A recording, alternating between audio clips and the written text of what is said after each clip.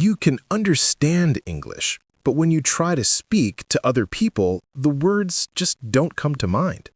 Does that sound like you? If so, I'm going to show you how to fix that problem in this video so that you can speak English easily at school, at work, with your friends, anywhere. If that's your goal, I hope you'll watch this whole video because if you follow my advice, I promise that your English speaking skills will improve very quickly. Let's get started. The mistake. Most English learners make a huge mistake without knowing it, often for years. They think that if they memorize lots and lots of words and grammar rules, they will eventually become fluent. And so they buy textbooks, take courses, watch English movies, and maybe even read books in English. But after all that time and effort, they still find that it's hard to speak comfortably. They need to keep translating words and sentences in their head. So why is that? It's because they've learned English passively. They're taking lots of information in, but they're only putting a tiny amount out. They don't practice speaking out and writing out their thoughts. So when it comes time to talk with another person, their minds don't know what to say and they get stuck. But you can absolutely change that by learning in a better way, and I'm going to tell you how to do that right now. But first, if you like the idea of the video, leave a like and subscribe to the channel and help me reach my goal of 100,000 subscribers in less than a year. Have you subscribed yet? Let's go. Step 1. Focus on topics. As we said, there are many different ways to put English words and grammar into your brain. You might watch YouTube videos, take a course, or listen to podcasts. But how can you help those words come out? The first step is to focus on individual topics. Don't try to learn all of English at once. It's too much. You might focus on talking about your family, work, or food. Those are all different topics. I want you to get a notebook or open a Google Doc and at the top of the page, put the name of a topic that you want to speak about confidently. Let's say it's food. On that page, you're going to practice building sentences about food that you might actually say. Let's start with something very simple. I like pizza. Great, easy. Now we're going to build on it. I like to eat pizza. We've added a verb. Excellent. Let's keep going. I like to eat pizza for lunch. Okay, we've added some more detail. Then what about I like to eat mushroom pizza for lunch? And maybe you can be even more specific. I like to eat 2 slices of mushroom pizza for lunch. Do you see what we're doing?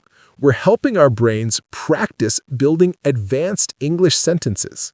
By taking the time to write this out, you're gathering a list of useful phrases that your brain can recall when you're talking about food. So the next time someone asks you, what do you like to eat for lunch? You won't say, I like pizza with, you'll simply say, I like to eat 2 slices of mushroom pizza for lunch. It's easy. Step 2. Find the right words. How do you find the right words to build these kinds of useful sentences? Let me show you. There is a completely free website called Ozg.com, which is an English collocation dictionary. Type in a word that you want to make a sentence with.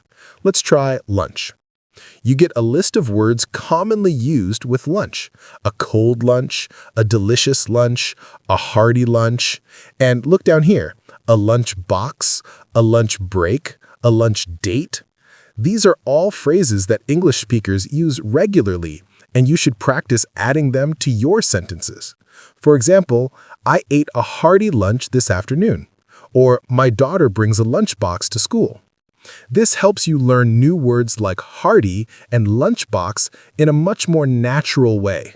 Rather than just memorizing them from a list, you're connecting them to your own life experience, which makes it much easier to remember them when you're speaking.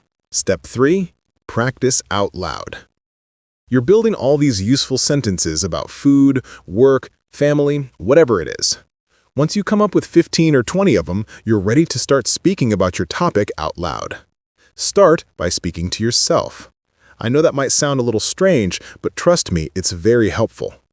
If your topic is food, have a conversation with yourself about it. Ask yourself questions and then answer them. What food do I like? What food do I not like? Why do I not like it? How does that food taste? If you can't think of enough questions, open ChatGPT and say, "Ask me 20 questions about food." You'll get a list. Your job is to find ways to use all the different words and phrases that you've written down. Try combining phrases, mixing words around. Be playful with it.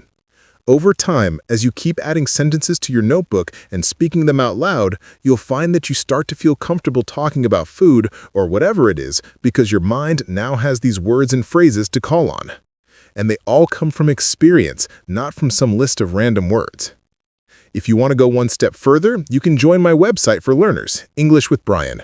I post new videos and learning materials every week, and you can also join my private live streams and ask all of your questions. If you use the link below, you'll get 1 month free, and after that, it's just $5 a month. I hope to see you there. Step 4. Talking to other people. But what about talking to other people? How can we make that feel easy? For most learners, the hardest thing about speaking English isn't that they haven't studied enough or don't know enough words. It's fear. The fear of not knowing what to say or of saying the wrong thing. I've certainly felt that. When I speak Mandarin, Arabic, or Japanese with other people, I get nervous. Here's the thing. Every mistake that you make speaking English will only help you get better. In fact, the only way to get better is by making mistakes. So don't put pressure on yourself to be perfect. Embrace your mistakes. Welcome your mistakes. Step 2 is to find a practice buddy. English is the most widely spoken language in the world, so no matter where you live, with a little effort, you can find someone to speak with. You can search on Facebook groups, WhatsApp, Meetup.com, anything. Just find a partner to practice with. Step 3 is to use these 5 words a lot. Who, what, where, why, and when. Pick a topic with your practice buddy and keep asking each other these 5 questions. If the topic is food, you might ask, who do you usually eat with? What's your favorite dessert? Where do you buy groceries? Why don't you like Brussels sprouts? When do you eat dinner? These 5 questions will give you all the practice you need to improve your speaking skills quickly. Just keep asking them and keep going. Conclusion. If you enjoyed this video, please leave a comment and hit the subscribe button if you haven't already. Even those little actions help me keep making these videos, and I really do appreciate your support. Thanks for watching, good luck with your studies, and I'll see you soon.